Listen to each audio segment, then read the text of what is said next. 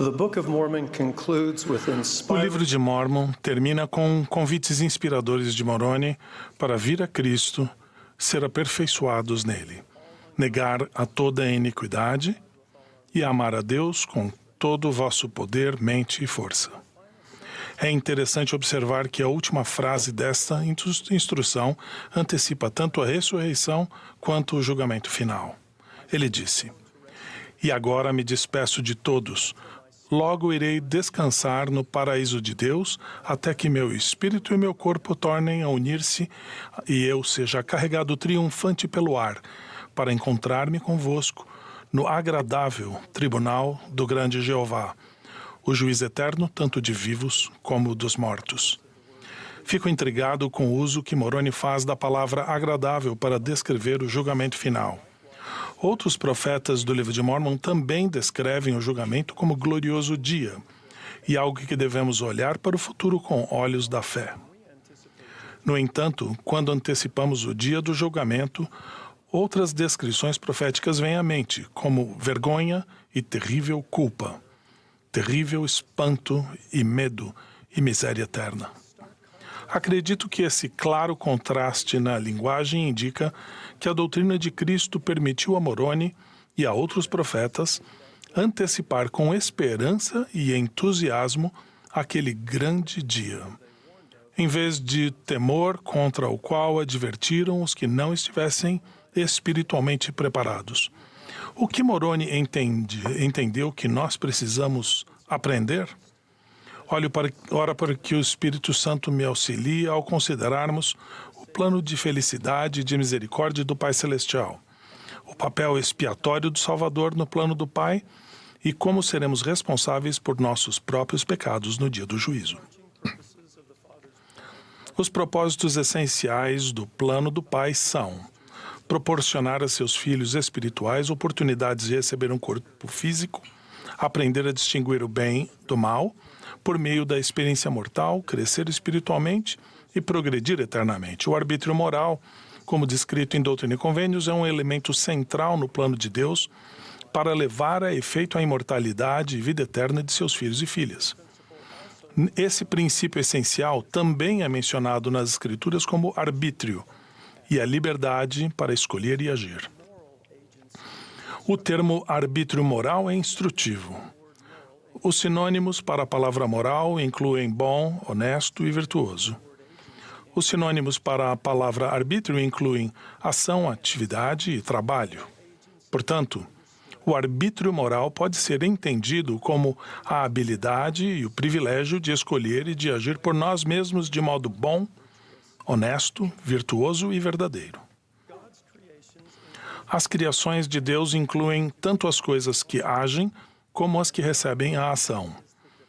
E o arbítrio moral divinamente concedido é o poder de agir de modo independente que nos capacita como filhos de Deus a nos tornarmos agentes para agir e não simplesmente objetos que recebem a ação.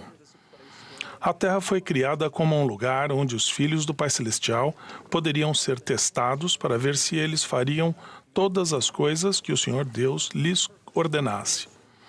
O propósito principal da criação de nossa existência mortal é nos proporcionar a oportunidade de agir e nos tornar o que o Senhor nos convida a nos tornarmos. O Senhor instruiu Enoque: "Olha estes teus irmãos, eles são a obra de minhas próprias mãos, e eu dei-lhes seu conhecimento no dia em que os criei. E no jardim do Éden dei ao homem seu arbítrio. E a teus irmãos disse eu, e também dei mandamento que se amassem uns aos outros e que escolhessem a mim, seu pai." Os propósitos fundamentais para o exercício do arbítrio são o de amar uns aos outros e o de escolher a Deus. E esses dois propósitos estão alinhados com precisão com o primeiro e o segundo grande mandamento, de amar a Deus com todo o nosso coração, nossa alma e nosso pensamento, e de amar ao nosso próximo como a nós mesmos. Lembre-se de que somos ordenados, não apenas admoestados ou aconselhados, mas ordenados a usar nosso arbítrio para amar uns aos outros e escolher a Deus. gostaria de sugerir que nas Escrituras moral, como palavra modificadora, não é meramente um adjetivo, mas também uma diretriz divina sobre como nosso arbítrio deve ser usado. O conhecido hino Faze o Bem, escolhendo o que é certo, tem esse título por uma razão. Não recebemos a bênção do arbítrio moral para escolher tudo o que quisermos, sempre que quisermos. Em vez disso, de acordo com o plano do Pai, recebemos o arbítrio moral para buscar a verdade eterna e agir de acordo com ela. Sendo nossos próprios árbitros, devemos nos ocupar zelosamente em boas causas, fazer muitas coisas de nossa livre e espontânea vontade e realizar muita retidão. A importância eterna do arbítrio moral é destacada no relato encontrado nas Escrituras a respeito do conselho pré-mortal. Lúcifer se rebelou contra o plano do Pai para seus filhos e procurou destruir o poder de agir independente. De maneira significativa, a rebeldia do diabo estava concentrada diretamente no princípio do arbítrio moral. Deus explicou: portanto, por ter Satanás se rebelado contra mim e procurado destruir o arbítrio do homem, fiz com que ele fosse expulso. O plano egoísta do adversário era tirar dos filhos de Deus a capacidade de se tornarem seus próprios árbitros e de poderem agir em retidão. Sua intenção era de fazer com que os filhos do Pai Celestial fossem objetos que só poderiam receber a ação. O presidente Dallin Nagaoks ressaltou que o Evangelho de Jesus Cristo nos convida a conhecermos e nos tornarmos algo por meio do exercício justo do arbítrio moral. Ele disse: em muitas passagens da Bíblia e das Escrituras modernas, lemos sobre um julgamento final em que todas as pessoas serão recompensadas de acordo com seus atos, obras ou desejos do coração. Mas outras Escrituras ampliam essa ideia e afirmam que seremos julgados pela condição que tivermos alcançado. O profeta Nefe descreveu o julgamento final com base no que nos tornamos. E se suas obras tiverem sido imundas, eles serão imundos. E se forem imundos, não poderão habitar o reino de Deus. Moroni declarou: aquele que é imundo ainda será imundo. E aquele que é justo ainda será justo. O presidente Oaks continua: à luz desses ensinamentos, concluímos que o julgamento final não é apenas um balanço do total de atos bons e ruins, ou seja, do que fizemos. É a constatação do efeito final de nossos atos e pensamentos, ou seja, do que nós nos tornamos. Nossas obras e nossos desejos, por si só, não podem e não vão nos salvar. Depois de tudo o que pudermos fazer, somos reconciliados com Deus somente por intermédio da misericórdia e da graça disponíveis por meio do sacrifício expiatório infinito do eterno Salvador. Alma declarou: começai a acreditar no Filho de Deus, que ele virá para remir seu povo e que ele sofrerá e morrerá para expiar os pecados deles, e que ele se levantará dos mortos, proporcionando-nos a ressurreição, que todos os homens comparecerão diante dele, a fim de serem julgados no último dia, o dia do julgamento final, segundo suas obras. Cremos que por meio da expiação de Cristo, toda a humanidade pode ser salva pela obediência às leis e ordenanças do Evangelho. Devemos ser profundamente gratos pelo fato de que nossos pecados e atos iníquos não se levantarão como testemunho contra nós, se realmente nascermos de novo, exercermos fé no Redentor, arrependermos-nos com sinceridade de coração e verdadeira intenção e se perseverarmos até o fim. Muitos podem achar que nossa presença diante do tribunal do juiz eterno será semelhante a um julgamento aqui na terra. Um juiz vai presidir, evidências serão apresentadas, será dado um veredito. E até que nos seja revelado o resultado final, provavelmente sentiremos incerteza e temor. Mas acredito que tal caracterização seja imprecisa. Diferente dos temores mortais, mas a eles relacionados, com frequência vivenciamos o que as Escrituras descrevem como temor ou temor do Senhor. Ao contrário do temor do mundo, que cria alarme e ansiedade, o temor do Senhor é uma fonte de paz, certeza e confiança.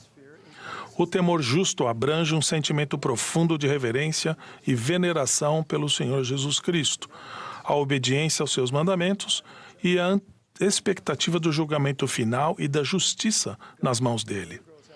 O temor do Senhor vem da compreensão correta da natureza e missão divinas do Redentor, do desejo de submeter nossa vontade a dele e da compreensão de que todo homem e toda mulher prestarão contas de seus desejos, seus pensamentos, suas palavras e suas ações no dia do julgamento. O temor do Senhor não é sentir uma apreensão relutante quanto a estar na presença dele para ser julgado. Na verdade, esse temor é a ideia de que reconheceremos com clareza coisas a nosso respeito como realmente são e como elas serão. Todos os que vivem agora ou viverão nesta terra, serão levados diante o tribunal de Deus a fim de serem julgados por ele de acordo com as suas obras, sejam elas boas ou sejam más. Se nossos desejos tiverem sido justos e nossas obras boas, isto é, se tivermos exercido fé em Jesus Cristo, feito e guardado convênios de Deus e nos arrependido de nossos pecados, então o tribunal do julgamento será agradável. Como declarou Enos, estaremos na presença do Redentor. Então veremos a sua face com prazer. E no último dia seremos recompensados com retidão. Por outro lado, se nossos desejos tiverem sido maus e nossas obras pecaminosas, o julgamento do tribunal será motivo de grande temor. Teremos um conhecimento perfeito, uma viva lembrança e um vivo sentimento de nossa própria culpa. Não nos atreveremos a olhar para o nosso Deus e dar-nos-íamos por felizes se pudéssemos ordenar as pedras e montanhas que caíssem sobre nós para esconder-nos de sua presença. E no último dia teremos a nossa recompensa do mal. Por fim, então, seremos nosso próprio árbitro. Não haverá necessidade de alguém nos dizer para onde devemos ir. Na presença do Senhor, reconheceremos o que escolhemos nos tornar na mortalidade e saberemos por nós mesmos onde estaremos na eternidade. Entender que o julgamento final pode ser agradável não é uma bênção exclusiva para Moroni. Alma descreveu as bênçãos prometidas, disponíveis a todo discípulo dedicado ao Salvador, ele disse. O significado da palavra restauração é restaurar o mal ao mal, ou o carnal ao carnal, ou o diabólico ao diabólico, o bom ao que é bom, o reto ao que é reto, o justo ao que é justo, o misericordioso ao que é misericordioso. Haja com justiça, julgue com retidão e pratique o bem continuamente. E se fizeres todas essas coisas, receberás teu galardão. Sim, a misericórdia ser-te-á restituída novamente. A justiça ser-te-á restituída novamente. Um julgamento justo ser-te-á restituído novamente. E novamente serás recompensado com o bem. Testifico com alegria que Jesus Cristo é nosso Salvador e que Ele vive.